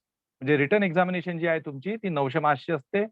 SSB जी इंटरव्ह्यू असते ती 900 मार्क्सची असते आणि finally return plus SSB 1800 marks पैकी तुम्हाला तुमचा स्कोर जो आहे किंवा तुमची जी मेरिट लिस्ट जी आहे तर ती निघत असते. आता हा जो 400 मार्क्स आहे त्याचं एक डिव्हिजन बघूया साधारणतः. बघा याच्यामध्ये ना, याच्यामध्ये इथपर्यंत लक्षात आलं तुमचं? इथपर्यंत लक्षात आलं? Yes, yes sir. सर. हो sir. Hello sir. Yes sir. चला आता याच्यामध्ये जो सर हा SSB चे किती मार्काचे असतात? 900 मार्क्स, 900 मार्क्स. आता पार्ट बी बघा, म्हणजे पेपर 2 मधला part A English, part B general knowledge म्हणूया आपण. तर त्याच्यामध्ये पहिला जो सेक्शन आहे तो आहे फिजिक्स. पहिला जो सेक्शन आहे तो आहे फिजिक्स. ओके, दुसरा सेक्शन आहे केमिस्ट्री. हा, हे बघा इंडिपेंडंट सेक्शन्स आहेत बरं हे. म्हणजे तिसरा जो सेक्शन आहे तो आहे जनरल सायन्स. जनरल सायन्स म्हटल्यानंतर तुम्ही त्याला बायोलॉजी समजा किंवा थोडंसं सायन्स आहे, सायन्स मधल्या ज्या डेव्हलपमेंट असतात त्या पकडा. ओके, तिसरा सेक्शन झाला. चौथा जो सेक्शन आहे ना, जो डी सेक्शन किंवा चौथा सेक्शन, हा आहे इंडियन हिस्ट्रीशी रिलेटेड. ओके, म्हणजे याच्यामध्ये इंडियन हिस्ट्री आला, त्याच्यामध्ये मॉडर्न हिस्ट्री आला, मग त्यामध्ये कॉन्स्टिट्यूशन सुद्धा आलं. ओके, त्यामध्ये मग आता तर हिस्ट्रीमध्ये पण त्यांनी वर्ल्ड हिस्ट्री पण टाकलेलं आहे. ओके, वर्ल्ड हिस्ट्रीमध्ये तुम्हाला American independence, French revolution, Russian revolution, industrial revolution, okay, United Nations organisations, India's role in world, म्हणजे भारताचा जगामध्ये काय सध्या रोल आहे, किंवा रेनिसन्स, एनलायटनमेंट, पुनर्जागरण वगैरे, हे अगदी भारी भारी टॉपिक्स टाकलेले आहेत. म्हणजे हिस्ट्रीचा पोर्शन हा बिलकुल सोपा नाहीये, हे लक्षात ठेवायचं. ओके, हिस्ट्री आलं, कॉन्स्टिट्यूशन आलं, पंचायत राज या सेक्शन मध्ये बघा, एका सेक्शन मध्ये किती किती खिचडी आहे याच्यामध्ये. ठीक आहे, त्याच्यानंतर मग महात्मा गांधींचे टीचिंग, 5 इयर प्लॅन्स, त्याच्यानंतर कोऑपरेटिव्ह डेव्हलपमेंट वगैरे. लर्न कसं करणार, खूप हार्ड आहे. अच्छा श्रमण, एवढं लर्न कसं करणार, खूप हार्ड आहे, तर त्याच्यासाठी अभ्यास करावा लागतो बेटा, असं म्हणून कसं चालेल, खूप हार्ड आहे. हा, जे हार्ड आहे तेच तर चॅलेंजेस स्वीकारा पाहिजे ना आपण. ओके श्रमण, DN नगर, अंधेरी, मुंबई, ABCDE. पाचवा जो पार्ट आहे दॅट इज जिओग्राफी सेपरेटली, आणि 6वा जो पार्ट आहे तो असतो current affairs. Okay, current affairs बद्दल, जिओग्राफी बद्दल, हिस्ट्री बद्दल, जनरल सायन्स बद्दल आपण ऑलरेडी बोललेलो होतो. फिजिक्स, केमिस्ट्रीचं थोडंसं मी तुमच्याशी डिस्कस करेल. हे 4 पोर्शन आपण बऱ्यापैकी बोललेले आहोत. आणि याच्यामध्ये एक लक्षात ठेवा की प्रत्येक सेक्शनवर, म्हणजे आता बघा 100 क्वेश्चन जे आहेत, हॅलो, 100 जे क्वेश्चन्स आहेत, जे 100 क्वेश्चन्स आहेत. हॅलो, कोण बोलतंय? प्लीज बोलू नका, मध्ये मध्ये बोलू नका प्लीज. ठीक आहे, बघा आता याच्यामध्ये हे जे 6 सेक्शन्स आहेत ना, यामध्ये फिजिक्स, टॉपिक करंट अफेअर्सचा आहे. करंट अफेअर्स 6वा टॉपिक करंट अफेअर्सचा. Current affairs. ठीक आहे. आता याच्यामध्ये बघा फिजिक्सचा जो टॉपिक आहे ना, फिजिक्सचा जो टॉपिक, या फिजिक्स वरती आता आपण काय बघितलं की इंग्लिश वरती 50 क्वेश्चन्स येतात 200 मार्क्सला, आणि हा जो जीकेचा पूर्ण जो पार्ट आहे याच्यावरती 400 मार्क्स आहेत आणि 100 क्वेश्चन्स आहेत. तर याच्यापैकी जे 25% जे क्वेश्चन्स आहेत ना, म्हणजे या 100 पैकी जे 25% प्रश्न असतील, ओके, ते फिजिक्स वरती येतील. ठीक आहे. त्याच्यानंतर 15% जे प्रश्न असतात, 15% हे येतात केमिस्ट्रीवरती. ओके. 10% जे क्वेश्चन्स येतात, 10% हे येतात जनरल सायन्स वरती. ओके, 10%. हा जो संपूर्ण पोर्शन आहे हिस्ट्री, कॉन्स्टिट्यूशन वगैरे, याच्यावरती येतात 20%. ओके, याच्यावरती येतात 20%. आणि हा जो जॉग्राफीचा पोर्शन आहे याच्यावरती पण 20% येतात. ठीक आहे. आणि हा जो करंट अफेअर्सचा जो पोर्शन आहे यावरती 20% येतात. ठीक आहे. सो लक्षात घ्या की तुम्हाला ऑलरेडी त्यांनी सोपं म्हणजे बायफर्केशन दिलेलं आहे. किती झाले? 25% फिजिक्सचे, म्हणजे जे 100 प्रश्न आहेत, जे 100 प्रश्न आहेत टोटल, त्या 100 क्वेश्चन्स पैकी कारण 50 क्वेश्चन्स तर इंग्लिशला गेले. मग 100 पैकी 25 क्वेश्चन्स आले फिजिक्स वरती, 15 प्रश्न आले, म्हणजे तेवढं 25% म्हणजे 25 क्वेश्चन्स, 15 प्रश्न आले केमिस्ट्रीला, 10 प्रश्न आले जनरल सायन्सला म्हणजे बायोलॉजी. ओके, म्हणजे हे झाले किती? सायन्स वरती किती क्वेश्चन झाले? 50%. ओके, 50%. मग सोशल सायन्सचा जो पार्ट आहे आणि करंट अफेअर्सचा, याच्यावरती 20, 20 आणि 10. तर हे झालं तुमचं टोटल कॅल्क्युलेशन. म्हणजे याच्यामध्ये एक लक्षात घ्या की सायन्स पोर्शनला म्हणजे इंग्लिशला तुमच्या 50 क्वेश्चन्स आहेत. सायन्स पोर्शन फिजिक्स, केमिस्ट्री आणि बायोलॉजीला 50 क्वेश्चन्सचं वेटेज आहे. ओके. आणि तुमच्या सोशल सायन्समध्ये तुमचं हिस्ट्री आलं, ज्योग्राफी आलं, कॉन्स्टिट्यूशन आलं, पंचायत राज आलं, वर्ल्ड हिस्ट्री सुद्धा आलं. ठीक आहे. ह्या सगळ्या गोष्टींवरती आणि थोडंसं इकॉनॉमी पण आलं, कारण 5 इयर प्लॅन वगैरे म्हटलेला आहे त्यांनी, कोऑपरेटिव्ह आणि कॉमन वेलफेअरच्या स्कीम्स म्हटलेल्या आहेत, तर थोडं इकॉनॉमी पण त्याच्यामध्ये आलं. तर हा संपूर्ण जो पॅटर्न आहे ना, आता हा काही सिंपल नसतो. म्हणजे ज्यावेळेस ते इंडियन हिस्ट्री म्हणतात आणि ज्यावेळेस ते वर्ल्ड हिस्ट्री म्हणतात, so it become very complex syllabus. Okay, ह्याच्यासाठी हा जो पोर्शन आहे ना, बेसिकली यामध्ये तुम्हाला गायडन्सची गरज असते, हे लक्षात ठेवा. आणि अलीकडच्या काळात काय झालंय की युपीएससीच्या कुठल्याही एक्झामिनेशन्स असू द्या, त्या काही सोप्या राहिलेल्या नाहीत. म्हणजे युपीएससीची एक्झामच मुळात सोपी नसते. युपीएससीची एक्झाम म्हणजे कठीण, डिफिकल्टीचं दुसरं नाव आहे. परंतु ऍट द सेम टाइम ते असं नसतं की आपल्याला जमू शकणार नाही. ओके, असं नसतं की ते आपल्या आवाक्याबाहेरचं आहे. Okay, you can do easily. फक्त तुम्हाला एक प्रॉपर ओरिएंटेशन पाहिजे, गायडन्स पाहिजे. म्हणजे भलेही तुम्ही 11-12 तुमचं सायन्समध्ये झालेलं असेल, ओके, तरी पण तुम्हाला फिजिक्स, केमिस्ट्री आणि त्या मॅथ्स, बायोलॉजीचं क्वेश्चन्स एकदमच जमतील अशातला भाग नाही. कारण याचं थोडंसं ओरिएंटेशन जे आहे तर ते वेगळं असतं. अप्लिकेशन बेस्ड, प्रॅक्टिकल बेस्ड याचे क्वेश्चन्स असतात. ठीक आहे. आणि जो राहिला जीएसचा पार्ट, म्हणजे ज्याच्यामध्ये history, geography, constitution, economy, current affairs वगैरे आहेत, तर त्याच्यासाठी तर तुम्हाला गायडन्सची बिलकुल गरज आहे. ठीक आहे. ते गायडन्स घेतल्याशिवाय या एक्झामिनेशन्स म्हणजे जस्ट जाऊन देणं असं नाही. आपल्याला या एक्झामिनेशन्स क्वालिफाय करायचे आहे. म्हणजे आता तुमच्यापैकी ज्या लोकांना वाटतं की मला क्वालिफाय करायचं आहे, तर त्या लोकांनी त्याचं गाईडन्स घेणं फार आवश्यक आहे. नुसता कुठले तरी गाईड्स वाचून, जसं आता एनडीएच्या उपकार पब्लिकेशनच्या गाईड्स असतात किंवा वेगवेगळ्या पब्लिकेशनच्या गाईड्स असतात, तर नुसता गाईड वगैरे वाचून तुम्ही या एक्झामिनेशन्स क्वालिफाय करू शकत नाही. किंवा बरेचसे विद्यार्थी लुसेंट पब्लिकेशन म्हणून एक आहे, ओके, प्रतियोगिता दर्पण म्हणून एक आहे, तर त्याचे काही जनरल नॉलेजचे पुस्तकं वगैरे वाचतात. ओके, तर नुसतं तेवढं करून होणार नाही. कारण तुम्ही जर क्वेश्चन पेपर्स बघितले, तर याची डिफिकल्टी लेवल फार आहे.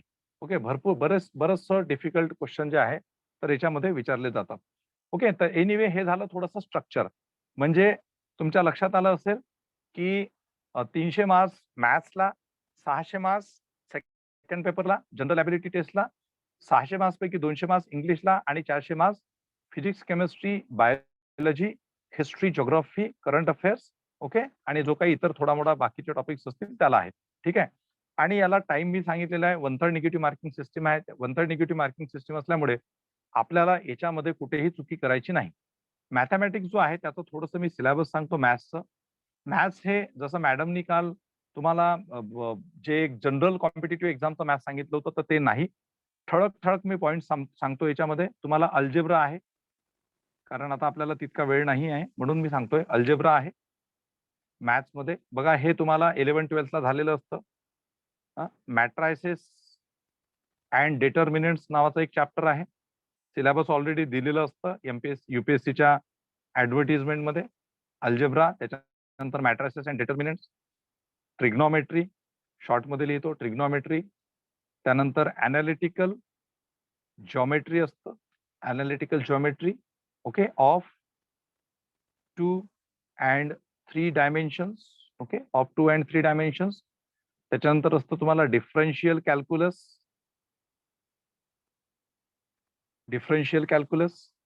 त्याच्यानंतर असतं इंटिग्रल कॅल्क्युलस. जे 12th ला आहेत आणि ज्यांचं सायन्स मॅथ सायन्स आहे त्यांना आहे का हे सगळं? Integral calculus and differential equations आहे का हे सगळं? 12th सायन्सला किती लोक आहेत आपल्या इथे? हॅलो. त्याच्यानंतर वेक्टर अल्जेब्रा आणि नंतरचं आहे स्टॅटिस्टिक्स अँड प्रोबॅबिलिटी. ओके हे इकडे लिहितो. वेक्टर अल्जेब्रा आणि एक आहे स्टॅटिस्टिक्स अँड प्रोबॅबिलिटी. ओके आता जे 11-12 ला आहेत आणि ज्यांचं फिजिक्स मॅथ्स आहे त्या लोकांना किती लोकांना हे सगळं सिलेबस आहे सांगा मला? अरे आहेत ना तुम्ही सायन्सला आहात ना? Yes Abdullah, you are in science right? हा हे सिलेबस आहे सर्व? हे सगळं सिलेबस आहे का? हो सर. टोटल स्टॅटिस्टिक्स आहे, स्टॅटिस्टिक्स प्रोबॅबिलिटी आहे. हो सर आहे. Okay मॅट्रायसिस and determinants. हो सर आहे. हे तर 11th मध्ये झालं होतं. आता 11th बेसिक आहे, Good. 12th आता होईल. Good. Okay analytical geometry 2 and 3 dimension. Analytical geometry नाहीये, पण 2 and 3 डायमेन्शन आहे वाटतं. Analytical geometry of 2 and 3 dimensions आहे. डिफरन्शियल कॅल्क्युलस असेल तुम्हाला. इंटिग्रल कॅल्क्युलस हा. असेल आहे. हा डिफरन्शियल कॅल्क्युलस आहे. आहे ना. इंटिग्रल कॅल्क्युलस, डिफरन्शियल इक्वेशन्स, हो सर. Differential sir. इक्वेशन्स आहेत. आहे. ओके हो चला सर. डिफरन्स हा ओके. सो फक्त तुम्हाला कसं आहे ना की आता ही NDA ची एक्झामिनेशन ज्यांना क्वालिफाय करायची आहे तर त्यांना याच्यावरती ऑब्जेक्टिव्ह लेवलचे जे क्वेश्चन्स आहेत तर लास्ट 5 इयर्सचे क्वेश्चन पेपर्स बघून तुम्हाला याच्यावरती चांगली फास्ट प्रॅक्टिस करावी लागेल. कारण इथे आपण बघितलेलं आहे की आपल्याला वेळ जरी असला तरी मॅथमॅटिक्स मध्ये तुम्हाला सॉल्व्ह फास्ट करावं लागतं आणि फास्ट सॉल्व्ह करून तुमचं आन्सर फटकन आलं पाहिजे. त्यामुळे ते सगळ्यात महत्वाचं असतं. ओके तर हा झाला मॅथ्सचा सिलेबस. इंग्लिशचं ऑलरेडी मी तुम्हाला सांगितलं की ग्रामर आहे, व्होकॅब्युलरी आहे, कॉम्प्रिहेन्शन आहे. ठीक आहे आणि तुमची जी इंग्लिशची जी प्रोफिशियन्सी असते ती टेस्ट केल्या जाते. फिजिक्स आणि केमिस्ट्रीमध्ये साधारणतः बघा की एक म्हणजे जसं आता तुम्हाला परत 11-12चं जे सिलेबस असतं ज्यामध्ये properties of state and matter, okay mass, weight, volume, density, specific gravity, okay त्याच्यानंतर आर्किमिडीजचं प्रिन्सिपल, न्यूटनचे law, velocity, acceleration, force, momentum आहे ना. हे सगळे जे आहे डेन्सिटी, व्हेलॉसिटी वगैरे हे सर्व तुमच्या फिजिक्स मध्ये असतं. ओके थोडंफार बाकीचे जे पॉइंट्स असतात फिजिक्स मधले जसं आपण म्हणतो की न्यूक्लिअर फिजिक्स वगैरे आहे की नाही तर तो पण पार्ट त्याच्यामध्ये असू शकतो. जसं आता लाइटनिंग आहे, मॅग्नेटिक इफेक्ट्स आहे, त्याच्यानंतर मग एक्सरे आहे.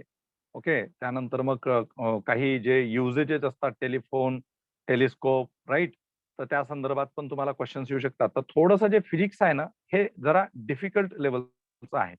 केमिस्ट्रीमध्ये पण तुम्हाला ऍसिड्स, बेस, सॉल्ट, त्याच्यानंतर फर्टिलायझर्स, आर्टिफिशियल आणि नॅचरल त्याच्यामध्ये, त्यानंतर वेगवेगळ्या ज्या प्रॉपर्टीज असतात एअर आणि वॉटर प्रॉपर्टीज त्याबद्दल असतं तुम्हाला. आणि त्याच्यानंतर मग वेगवेगळे जे गॅसेस आहेत त्याबद्दल तुम्हाला क्वेश्चन्स विचारले जाऊ शकतात. आणि त्यानंतर तुम्हाला मग atomic weights, okay molecular weight structure, valency त्याबद्दल विचारलं जाऊ शकतं. जनरल सायन्समध्ये तुम्हाला लिव्हिंग, नॉन लिव्हिंग जे आहे आपण डिस्कशन केलेलं होतं थोडंसं, ओके त्याबद्दल विचारलं जाऊ शकतं. आणि थोडंसं स्पेस सायन्स बद्दल सुद्धा जनरल सायन्स मध्ये तुम्हाला विचारलं जाऊ शकतं. बाकी हिस्ट्री, जिओग्राफी आणि करंट इव्हेंट्स याच्याबद्दल मी ऑलरेडी डिस्कशन केलेलंच आहे की हिस्ट्रीमध्ये अगदी तुम्हाला त्यांनी इंडियन हिस्ट्री म्हटलं तर खूप साऱ्या गोष्टी इंडियन हिस्ट्रीमध्ये येतात. म्हणजे एन्शियंट हिस्ट्री पासून तर मग थोडं मेडिवल हिस्ट्री, मॉडर्न हिस्ट्री आणि सगळ्यात महत्वाचं आहे की त्यांनी वर्ल्ड हिस्ट्री सुद्धा त्यांनी मेन्शन केलेलं आहे. So that is the most म्हणजे तो एक प्रकारे डिफिकल्ट पार्ट झाला. कारण तुम्हाला रेनिसन्स काय होतं, एनलायटनमेंट काय होतं, American revolution, French revolution, industrial revolution हे थोडंसं एक एक्झॉस्टिव्ह सिलेबस आहे. सांगा बरं फ्रेंच रिव्होल्युशन कोणत्या इयर मध्ये झालं सांगा? फ्रेंच रिव्होल्युशनचा इयर कुठला आहे? आणि यातलं बघा परत एकदा यातलं जे काही आपण बघा आपण जनरल सायन्स डिस्कस केलं होतं, history, geography, current affairs discuss केलं होतं, कॉन्स्टिट्यूशन डिस्कस केलं होतं. हे सर्वच्या सर्व सिलेबस तुमच्या सिव्हिल सर्व्हिसेसच्या प्रिपरेशनला आहे, तुमच्या पॅरामिलिटरीच्या प्रिपरेशनला आहे, तुमच्या एमपीएससीच्या प्रिपरेशनला आहे, स्टाफ सिलेक्शनच्या प्रिपरेशनला आहे. हे सर्वच्या सर्वच आहे. याचा अर्थ जो विद्यार्थी एनडीएची परीक्षा पास होतो किंवा एनडीएची प्रिपरेशन करतो ना त्याचा एक बऱ्यापैकीचा बेस जो आहे तो सिव्हिल सर्व्हिसेसचा सुद्धा तयार होऊन जातो. हो, दॅट इज व्हेरी इम्पॉर्टंट. सांगा फ्रेंच रिव्होल्युशन कोणत्या इयरचं आहे? Which is the year of French revolution? 1789. Sir 1789 to 1789. ठीक आहे, 1789. ओके, हे फ्रेंच रिव्होल्युशनचं इयर आहे. भारतामध्ये कोणता राजा होऊन गेला की ज्यांनी फ्रेंच रिव्होल्युशन झाल्यानंतर ट्री ऑफ लिबर्टी त्याच्या प्रशासनामध्ये त्याच्या राजधानीमध्ये प्लांट केलं होतं? सांगा. ज्यावेळेस 1789 मध्ये फ्रेंच रिव्होल्युशन झालं तर भारतातला कुठला राजा होऊन गेला की ज्यांनी त्याच्या शासनामध्ये त्याच्या राज्यामध्ये ट्री ऑफ लिबर्टीचं प्लांटेशन केलं होतं? स्वातंत्र्याचं झाड. सांगा, एनी आयडिया? 1789 मध्ये 1789. जनरल नॉलेज का क्वेश्चन आहे? It's a question of general knowledge. कुणालाच नाही माहिती? अरे कसे अधिकारी आहात तुम्ही? 1789 मध्ये ज्यावेळेस फ्रेंच रिव्होल्युशन झालं तर त्यावेळेस भारतातला कुठला राजा होता की ज्यांनी ट्री ऑफ लिबर्टी त्याच्या राज्यामध्ये प्लांट केलं होतं? म्हणजे त्यांनी एक कुणालाच नाही माहिती? No idea? साऊथ कडला राजा होता तो. सांगा आता. दक्षिणेकडला राजा होता. टिपू सुलतान. ग्रेट. कोणी सुलतान. सांगितलं आन्सर? कोणी आन्सर दिलं? कोणी मिनी. आन्सर दिलं? मिनी म्हणजे कोणी? ओम. कॅटनी? ओम. मिनी म्हणजे कॅट. ओम. ओम शिंगाडे, पुणे.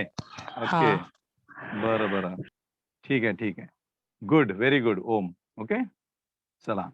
हे असं थोडंसं जनरल अवेअरनेस लक्षात ठेवत चला. ओके, तर एनिवे हे झालं तुमचं थोडंसं याच्याबद्दल एक्झामिनेशनच्या बद्दल. म्हणजे तुम्हाला असं खूप सारी इन्फॉर्मेशन तुम्हाला कलेक्ट करणं आवश्यक आहे. 1 लाईनचे क्वेश्चन्स येतात साधारणतः, मल्टिपल चॉईस क्वेश्चन्स असतात, 1/3 निगेटिव्ह मार्किंग सिस्टम असते आहे ना. जसं युपीएससी मध्ये आपण बघितलं होतं सिव्हिल सर्व्हिसेसच्या किंवा पॅरामिलिटरीमध्ये की बाबा 1 लाईन 2 लाईन म्हणजे 1 स्टेटमेंट 2 स्टेटमेंट आणि नंतर मग कोट्समध्ये दिलेलं असतं की 1 and 2 is correct, both are correct, none of the above is correct, only 1 is correct, only 2 is correct, किंवा 1 2 3 स्टेटमेंट दिलेले असतात. तर तशा स्वरूपाचे सुद्धा प्रश्न जे आहेत ते तुम्हाला या ठिकाणी येऊ शकतात. Okay, match the pair type question. त्याच्यानंतर मग सिंगल लाईन मधले क्वेश्चन की which of the following statements is are true. Okay, काय याच्या संदर्भात काय खरं आहे, काय नाही, which is not true. Okay, असे पण तुम्हाला प्रश्न येऊ शकतात. डायरेक्टली जर तुम्हाला विचारलं की बाबा ताजमहाल जो बांधला गेला तर ताजमहालसाठीचे जे संगमरवराचे दगड होते ते कोणत्या राज्यामधून आणले? सांगा बरं, कुठल्या राज्यामधून आणले? Which state? ताजमहलसाठी जो संगमरवर पाहिजे होता तो कोणत्या राज्यामधून आणला? सिंपल, एकदम सिंपल क्वेश्चन आहे. ताजमहाल कुठे बांधलाय? कोणत्या राज्यामध्ये? आग्रा कोणत्या राज्यामध्ये आहे? दिल्लीमध्ये. अरे आग्रा दिल्लीमध्ये आहे का? आग्रा दिल्लीमध्ये आहे का? आग्रा कोणत्या राज्यामध्ये आहे? दिल्लीमध्ये सर. आग्रा दिल्लीमध्ये आहे का? अरे बाबा, दिल्लीला उत्तर आग्र्याला प्रदेश आणि सर, आग्र्याला उत्तर दिल्लीत प्रदेश. असेल तर कसं होईल? उत्तर उत्तर प्रदेश. प्रदेश. उत्तर प्रदेशमध्ये आहे. कसं रे, तो ताजमहाल बांधणारा तो शहाजहान नाराज होईल ना बाबा. हा, आणि जिच्यासाठी तो ताजमहाल बांधला ते दोघेही नाराज होतील ना. तू आग्र्याला दिल्लीत जर नेऊन ठेवशील तर. कोणी सांगितलं आन्सर? आन्सर कोणी सांगितलं? आग्रा दिल्लीमध्ये आहे. असं करू नका बरं. हा, असं कर. हे ठीक आहे. म्हणजे हे तुम्हीच नाही तर बऱ्याचशा लोकांना माहिती नसतं. अगदी बघा, छोटे छोटे क्वेश्चन्स आहेत. चला, तर राजस्थानमध्ये माइन्स होत्या. त्या राजस्थानच्या माइन्स मधून ते संगमरबर जे आहे तर ते तिकडे नेण्यात आलेलं होतं. एनिवे, तर हे झालं एक ओव्हरऑल तुम्हाला रिटर्न एक्झामिनेशनच्या बद्दल. आणि याला सेग्रिगेशन केलेलं आहे. याच्यावरती किती क्वेश्चन्स असतात हे सुद्धा मी तुम्हाला सांगितलं. आता तुम्ही रिटर्न एक्झामिनेशन क्वालिफाय झाले. रिटर्न एक्झामिनेशन नंतर आहे तुमचं SSB सर्व्हिस सिलेक्शन बोर्डची इंटरव्ह्यू. ओके, सर्व्हिस सिलेक्शन बोर्डची इंटरव्ह्यू. आता यामध्ये ना तुम्हाला जे आहे तर तुमच्या सगळ्यात महत्वाच्या असतात तुमच्या 2 प्रकारच्या याच्यामध्ये टेस्ट होतात. 2 प्रकारच्या टेस्ट होतात.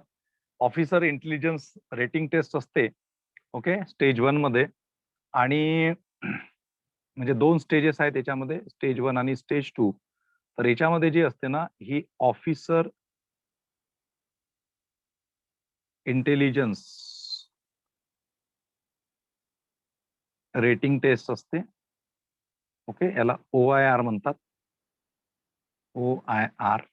ओके, याच्यामध्ये साधारणतः पिक्चर परसेप्शन आणि डिस्क्रिप्शन टेस्ट असते. म्हणजे तुम्हाला काही पिक्चर्स दाखवले जातात आणि त्याच्या आधारावरती तुम्हाला विचारलं जातं, काही प्रश्न विचारले जातात. तुम्हाला काही हे दाखवल्या जातात, काही सपोज पिक्चर्सच दाखवले किंवा काही दाखवलं तुम्हाला आणि त्याच्यावरती तुम्हाला डिस्क्राईब करायचं असतं. ठीक आहे, तर ते पिक्चर परसेप्शन म्हणजे पिक्चरला तुम्ही कसं आयडेंटिफाय करता, कसं बघता, कसं इंटरप्रिट करता आणि एखाद्या विषयावरती तुम्हाला डिस्क्राईब करावं लागतं. ओके, तुम्हाला जर काही दाखवलं तर त्यावरती तुम्हाला डिस्क्रिप्शन वगैरे करावं लागतं. तर ती एक असते.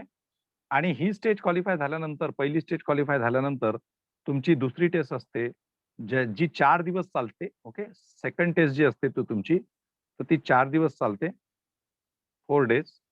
ओके, याच्यामध्ये तुमचा इंटरव्ह्यू असतो. याच्यामध्ये तुमचा ग्रुप टेस्टिंग असते. Okay, group testing, interview, group testing. Okay, त्याच्यानंतर officers group testing, officer task त्याला म्हणतात. Group testing, officer task. तिसरं असतं तुमचं सायकोलॉजी टेस्ट.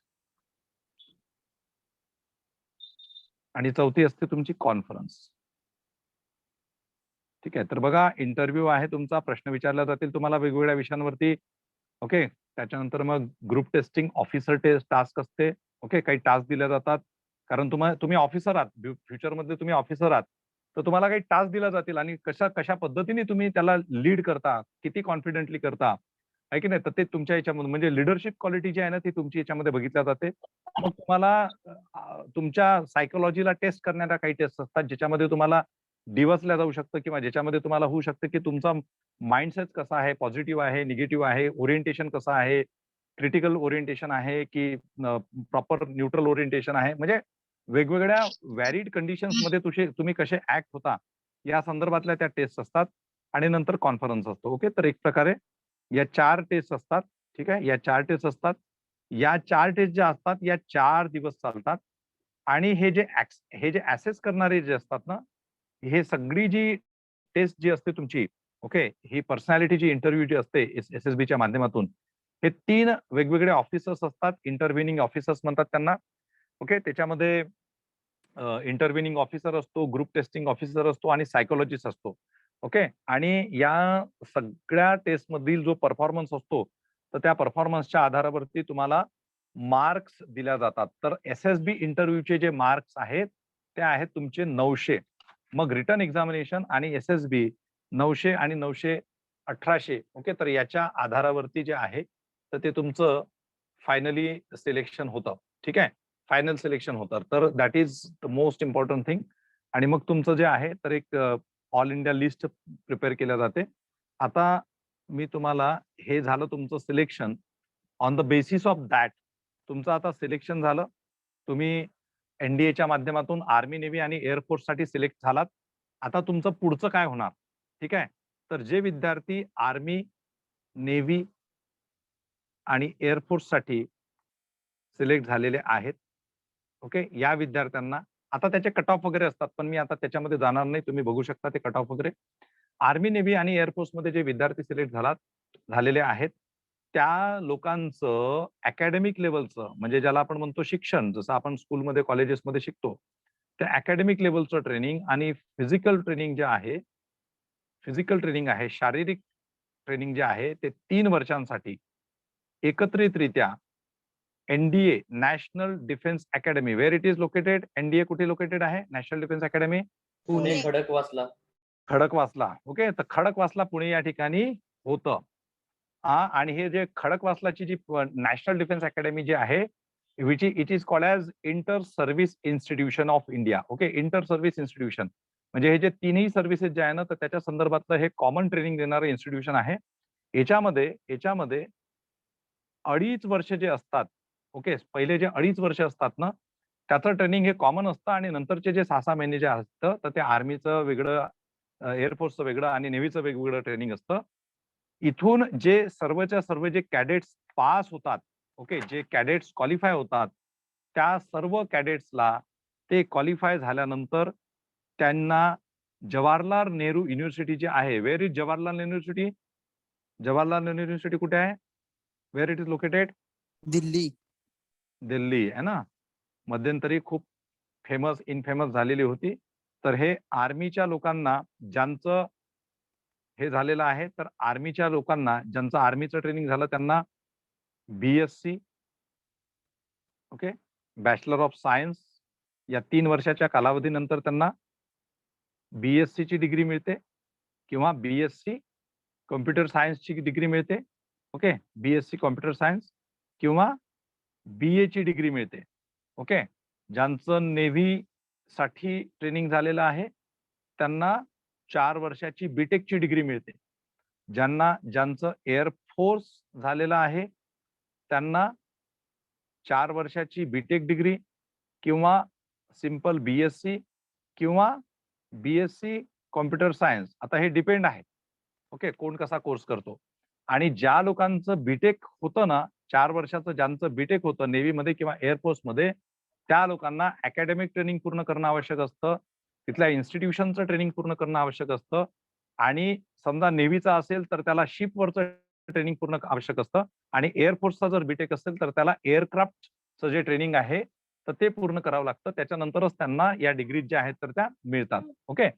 त्याच्यानंतर जे नॅव्हल अकॅडमीचे जे लोक आहेत, नॅव्हल अकॅडमी, ओके, तर त्या नॅव्हल अकॅडमीच्या लोकांना ज्यांचं 10+2 सिलेक्शन एंट्रीच्या माध्यमातून सिलेक्शन झालेलं असतं, तर त्या लोकांना 4 वर्षाचा इंडियन नॅव्हल अकॅडमीचा एझिमाला केरला या ठिकाणी इन्स्टिट्यूशन आहे, त्या ठिकाणी त्या लोकांना ट्रेनिंग दिलं जातं आणि त्या ठिकाणी त्यांचं 4 वर्षाचं बीटेक जे आहे ते वेगवेगळ्या याच्यामध्ये म्हणजे वेगवेगळे इंजिनिअरिंगचे जे स्ट्रीम्स आहेत, electrical engineering, electronics engineering, mechanical engineering, जी नेव्हीची रिक्वायरमेंट असते, तर त्यामध्ये त्यांचं ते ट्रेनिंग पूर्ण होतं 10+2 कॅडेट एंट्री स्कीमच्या विद्यार्थ्यांचं नॅव्हल अकॅडमीमध्ये, ठीक आहे.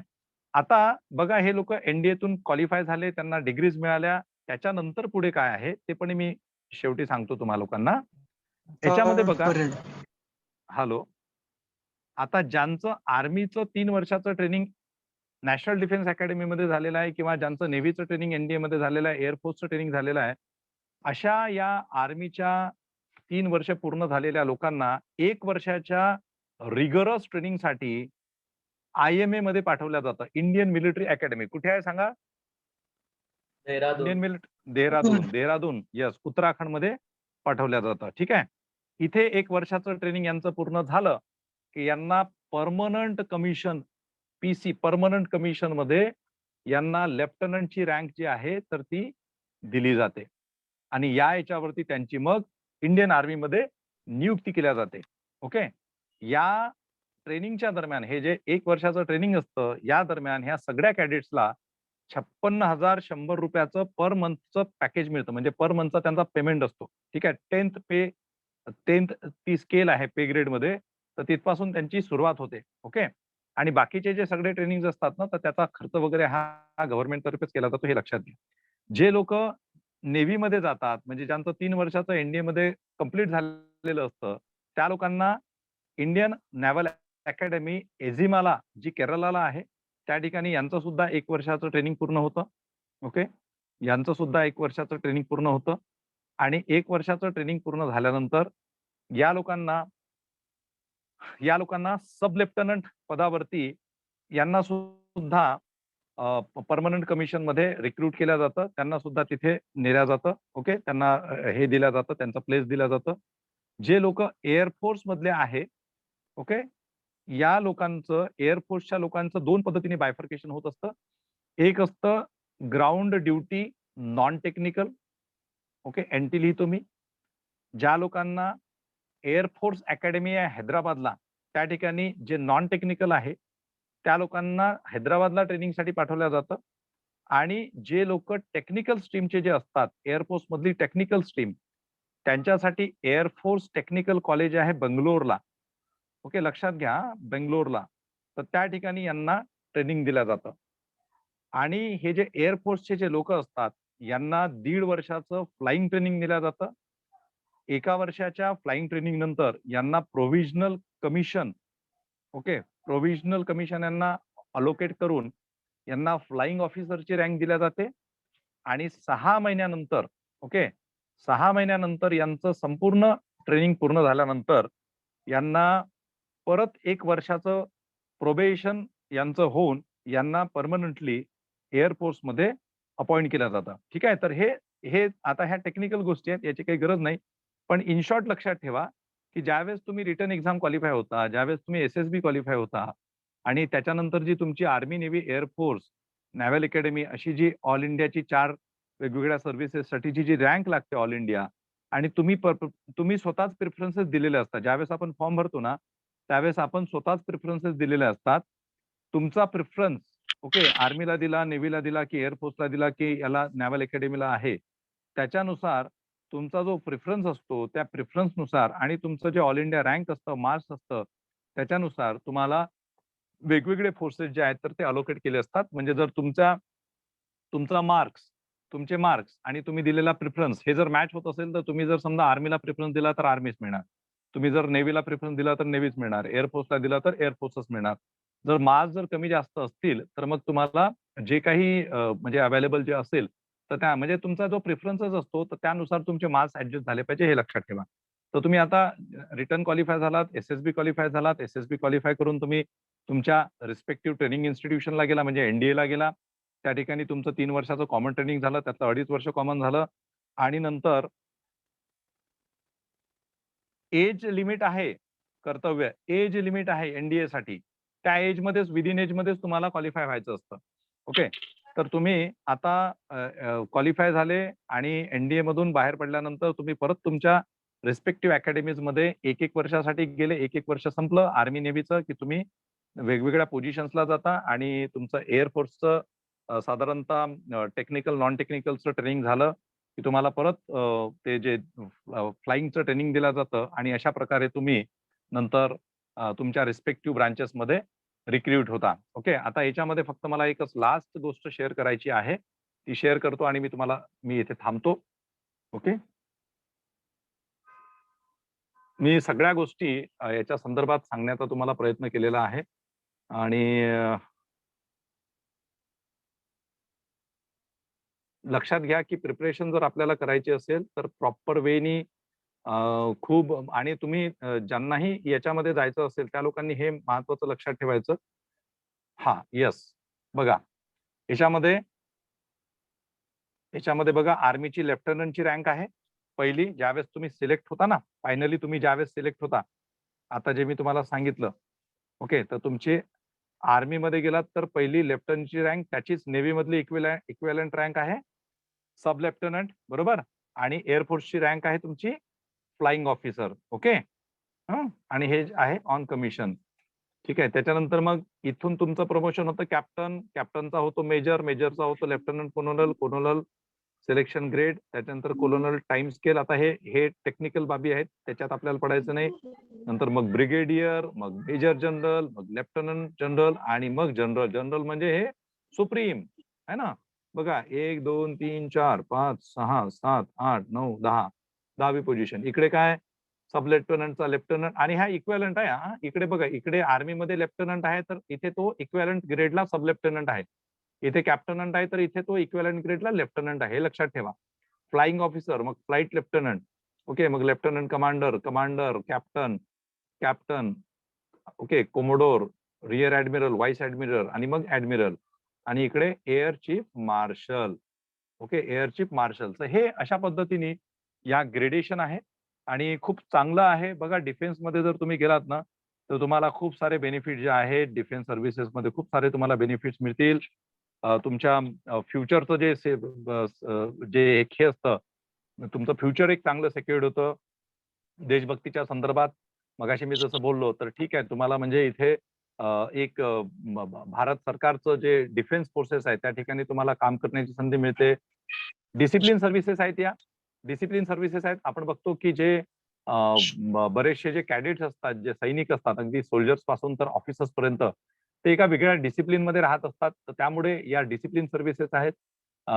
महाराष्ट्रातील विद्यार्थ्यांना तर मी नेहमी सांगत असतो की महाराष्ट्रातून फारच कमी पार्टिसिपेशन आर्मी, नेव्ही, एअरफोर्स या डिफेन्स सर्व्हिसेस मध्ये आहे. त्याच्यामुळे महाराष्ट्रातील विद्यार्थ्यांनी बघा, नुसता तुम्ही 10वी नंतर मेडिकलच्या साठी प्रिपरेशन करता, 3-3 लाख रुपये तुमचे पॅरेंट्स त्या नीटच्या प्रिपरेशनसाठी, म्हणजे मी कमीत कमी जी फी बघितली आहे तर ती 2 लाख, 2.5 लाख, 3 लाख रुपये असते. म्हणजे तेवढी तर फीज आम्ही सुद्धा UPSC IAS चं प्रशिक्षण देण्यासाठी घेत नसतो.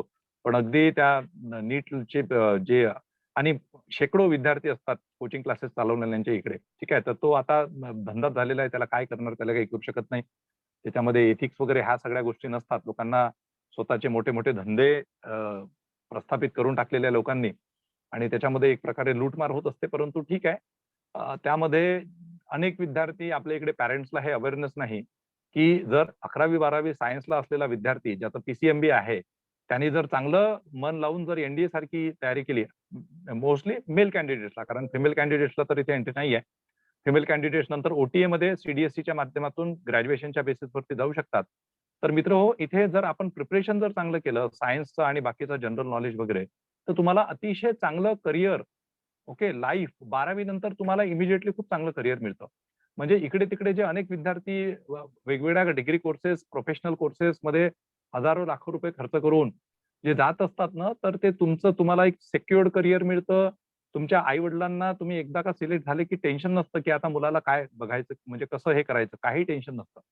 ओके, तर त्यामुळे तुम्ही माझा हा मेसेज मॅक्झिमम लोकांपर्यंत पोहोचवा की, म्हणजे मी असं स्पेसिफिकली महाराष्ट्र हे राज्य म्हणून नाही, तर जे कोणी सगळ्या भारतातील वेगवेगळ्या स्टेट्स मधील जे विद्यार्थी ज्यांना खरोखर वाटतं की आपल्याला डिसिप्लिन सर्व्हिसेस मध्ये जायचं आहे आणि तिथे जाऊन सुद्धा देशसेवेचं काम करायचं आहे, तर ते निश्चितपणे करू शकतात. पण देशसेवा ही तुम्हाला IAS IPS बनवून, डेप्युटी कलेक्टर DYSP बनवून, अगदी तुम्हाला क्लर्क बनवून सुद्धा सेंट्रल गव्हर्नमेंटमध्ये, जर स्टेट गव्हर्नमेंटमध्ये, वेगवेगळ्या इन्स्टिट्यूशन्स मध्ये जर तुम्ही प्रामाणिकपणे काम करत असाल, कुठल्याही दबावाला बळी न पडता काम करत असाल, कुणाच्याही फेवरिझमसाठी, म्हणजे कुणालाही भाईभतीजावाद न करता करत असाल, तर ती सुद्धा तुमची सामाजिक सेवा आणि देशसेवा असते. ओके, कारण अनेक ठिकाणी म्हणजे संपूर्ण शासन प्रशासनामध्ये अगदी खालच्या स्तरावरील जो क्लर्क असतो, तर त्याच्याच टेबलवरती पहिल्यांदा फाईल येत असते आणि नंतर ती फाईल त्यांनी पुढे व्यवस्थित चेक केल्यानंतर पुढच्या हायर लेवलला जात असते. त्याच्यामुळे देशसेवेसाठी नॉट नेसेसरी की डिफेन्स किंवा पॅरामिलिटरीज मध्येच गेलं पाहिजे. सिव्हिलियन मध्ये सुद्धा, जनरल ऍडमिनिस्ट्रेशन मध्ये सुद्धा तुम्हाला ती संधी मिळत असते. फक्त तुमचा आउटलुक कसा आहे, तुमची स्वतःची मॉरॅलिटी, व्हॅल्यू सिस्टीम किती स्ट्रॉंग आहे, यावरती या सगळ्या गोष्टी डिपेंड आहे. ओके, सो मी आतापर्यंत बऱ्याचशा गोष्टी तुमच्याशी डिस्कस केल्या. या 4 दिवसांच्या सेशन्स मध्ये बऱ्याचशा गोष्टी आपल्या डिस्कस झालेल्या आहेत. आता याच्यावरती जर काही प्रश्न असेल तर मला विचारा. काही प्रश्न आहे NDAच्या संदर्भात? बाकी ज्यांना CDSC FCAT ची इन्फॉर्मेशन पाहिजे त्यांच्याशी मी 1-2 दिवसानंतर वाटल्यास तर बोलेन. आता NDAच्या संदर्भात काही प्रश्न आहे? सर तुम्ही साईटचं नाव काय सांगितलं? कुठली साईट? upsc.gov.in वरती जा. upsc.gov.in. ओके, upsc.gov.in वरती जर गेलात ना तर त्यावरती सगळं इन्फॉर्मेशन मिळेल, किंवा upsconline.nic.in पण आहे, किंवा एक लक्षात घ्या की तुम्हाला joinIndianArmy.nic.in. ओके, म्हणजे ज्यावेळेस तुम्ही रिटर्न एक्झाम होता ना आणि SSB साठी ज्यावेळेस तुम्हाला जायचं असतं, तर SSB साठी तुम्हाला वेगळं लॉग इन करायचं असतं. तर ते त्याच्यासाठी joinIndianArmy.nic.in ही आर्मीसाठी. ओके, त्याच्यानंतर joinIndianNavy.gov.in ही नेव्हीसाठी, आणि www.careerindianairforce.cdac.in ही एअरफोर्ससाठी. याच्यावरती तुम्हाला लॉग ऑन करायचं असतं. त्यामधूनच तुम्हाला SSBचं सेंटर कुठलं मिळालं आणि मुलाखत कोणत्या ठिकाणी होणार आहे, त्याच्या डेट्स वगैरे या सगळ्या मिळत असतात. तर ज्यावेळेस तुम्ही UPSCच्या NDAच्या एक्झामला बसता, तर त्यावेळेस तुम्हाला रिटर्न झाल्यावरती SSB साठी या इंडियन नेव्हीची, इंडियन आर्मीची आणि एअरफोर्सच्या ज्या वेगवेगळ्या वेबसाईट्स आहेत तिथे जाऊन लॉग ऑन करायचं असतं. एवढं फक्त लक्षात ठेवायचं. ओके, हा, आणि एक मुद्दा महत्वाचा राहिला की जे विद्यार्थी एअरफोर्स साठी जातात ना, तर त्यांची एक टेस्ट असते, ती सुद्धा उत्तीर्ण करावी लागते. त्याला म्हणतात computerise pilot selection system. Okay, CPSS नावाची एक टेस्ट असते. तर ती जी टेस्ट आहे ना, ज्यांना एअरफोर्स मध्ये जायचं आहे तर त्यांना कॉम्प्युटराइज पायलट सिलेक्शन सिस्टीम ही टेस्ट उत्तीर्ण करावं लागतं. ओके, सो एनिवे मी बऱ्याचशा गोष्टी आता तुम्हाला सांगण्याचा प्रयत्न केलेला आहे. एखाद दुसरी गोष्ट राहून पण जाऊ शकते. Medical standard, physical standard check करायचे आणि त्या दृष्टिकोनातून तयारीला लागायचं. ठीक आहे, सो कोणालाच काही प्रश्न नाही आहे?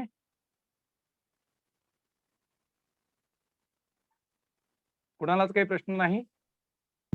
सर हा. सर 10वी नंतर आपण ही परीक्षा देऊ शकतो काय? नाही, 10वी नंतर नाही देता येत. ही परीक्षा 12वीला असताना किंवा 12वी उत्तीर्ण झाल्यानंतर देता येतं. 16.5 ते 19.5 ही एज लिमिट आहे. म्हणजे किमान 16.5 ते जे डेट दिलेले असतात ना, त्या डेटमध्ये बसायचं. दरवर्षी बघायचं, दरवर्षी ज्या एक्झाम्स निघतात तर आपण त्या डेटच्या याच्यामध्ये बसतो का हे बघायचं. Okay okay sir. चला, ठीक आहे. So thank you very much to hearing me. आणि हे लेक्चर आपलं युट्यूबच्या चॅनलला मी ठेवेल, आजच अपलोड करेल. मी तुम्हाला सगळ्यांना हे पाठवेल. NDAच्या बद्दल अवेअरनेस कमी आहे महाराष्ट्रामध्ये, तर हे तुम्ही आपलं जे संबोधी IAS अकॅडमीचं जे चॅनल आहे, IAS संबोधी न्यूज, हे तुम्ही सगळ्यांनी सबस्क्राईब करा. ओके, त्याच्यावरती बेल आयकॉन जे असतं त्याच्यावरती दाबून ऑल एक ऑप्शन येतो, त्यावरती जाऊन तुम्ही सगळ्यांनी सबस्क्राईब करा. तुमचे स्कूलचे भरपूर फ्रेंड्स असतील, ओके, ज्यांच्यामध्ये पॅट्रिऑटिझम आहे, ज्यांच्यामध्ये सोशल कॉन्शियसनेस आहे. ओके, आणि आपल्या चॅनलवरती खूप सारे लेक्चर्स अवेलेबल आहेत UPSCच्या संदर्भात, MPSCच्या संदर्भात, बँक, डिफेन्स वगैरे या सगळ्या एक्झामच्या संदर्भात खूप सारे लेक्चर्स आहेत. आपल्या जवळपास 35 अधिकाऱ्यांचे लेक्चर्स आहेत जे संबोधी करिअर अकॅडमीच्या माध्यमातून या 15 वर्षामध्ये 2005-06 पासून जे आपले 600 पेक्षा जास्त ऑफिसर्स झाले, तर त्यातल्या काही ऑफिसर्सनी जे या वर्षभरामध्ये लेक्चर्स दिलेले आहेत, तर ते लेक्चर्स अवेलेबल आहेत. तर ते सुद्धा बघा, तुम्ही वारंवार बघत चला. आणि तुम्ही त्याच्यावरती म्हणजे तुम्हाला जर वाटतं तर तुम्ही बाकी इतर लोकांपर्यंत ते प्रमोट करू शकता. ठीक आहे. सो आय होप की तुम्हाला आजचं लेक्चर जे आहे ते कळलेलं आहे. ठीक आहे. Thank you very much. सर मुंबईमध्ये